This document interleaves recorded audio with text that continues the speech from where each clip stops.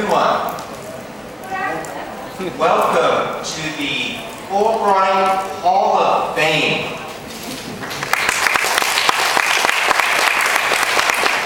And I welcome the alumni, and I welcome the many future Fulbrighters who are here. It's wonderful to see the young people who are here, and also the very distinguished guests.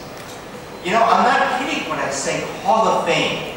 And for those of you who had an experience in the US, who turned on the sports channel maybe sometimes, and you saw them and they were in Canton, Ohio, or Cooperstown, New York, Springfield, Massachusetts, and they were honoring the great athletes from all over the world that make part of the wonderful professional teams in the US. And what are those halls of fame for? There are times for not only remembering the achievements of the people who are inducted into the Hall of Fame each year, but there are also times to remember how much the rest of us have invested in their activities and how much we have been able to share their passion as well.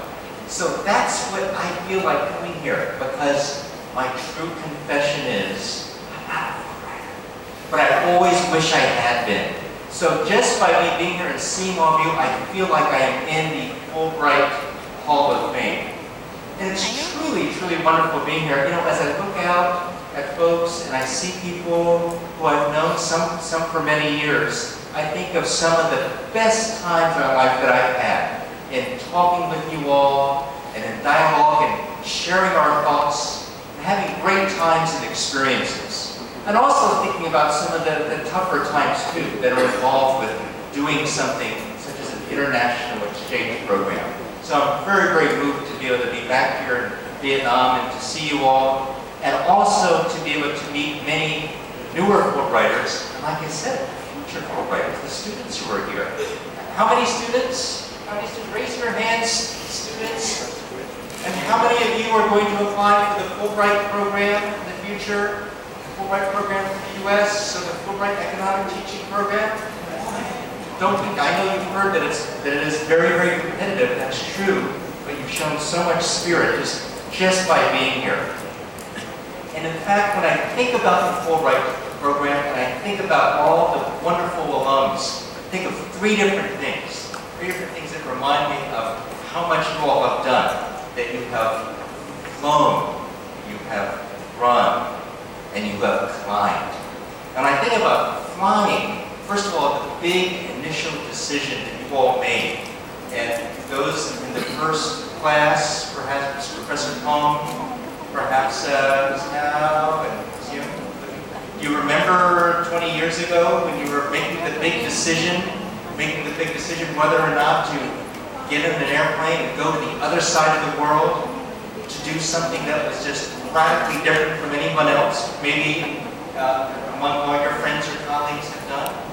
I'm sure that comes back to you very vividly, because it certainly comes back to the many American Fulbrighters who I've known, who have done the same thing, but from the other side, in the US, who thought, I'm going to leave my home, whether it's in Ohio or New York or Massachusetts or California, and go to another part of the world and meet very, very different people. So by making that initial decision, you obviously have changed not only the course of your lives, but those of your families and the community and everyone around you. So that's just wonderful. So we're at, what is it now, Pascal?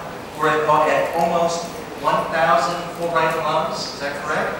And 300,000 worldwide. So that's great. So all that you've seen, you've heard, and by extension have understood is just wonderful. And also you've run. You all have been, some of you have been the pioneers, some of you had just recently returned. But I think the most important thing that you've realized from the Fulbright program is the run is not a sprint. It is actually a marathon. And it goes throughout all of your career. And that's something wonderful. And finally, just to be a little briefer here, you've climbed. You've climbed in the sense, obviously the way your career path has taken you, but also in the sense of having an understanding of the challenges that Vietnam faces now, just like American Fulbrighters think of the challenges that America faces. You have an understanding, a refined understanding of the challenges, but also you also realize all the different possibilities, all the different futures that lie ahead for Vietnam. So once again, on behalf of the Ambassador and Consul General An Lê, I hope you have a wonderful, wonderful time at the seminar, and hope to see many of you later on this evening as well. Thank you, and I think we'd like to introduce our next distinguished guest. Dr. Kong, like to introduce our next guest.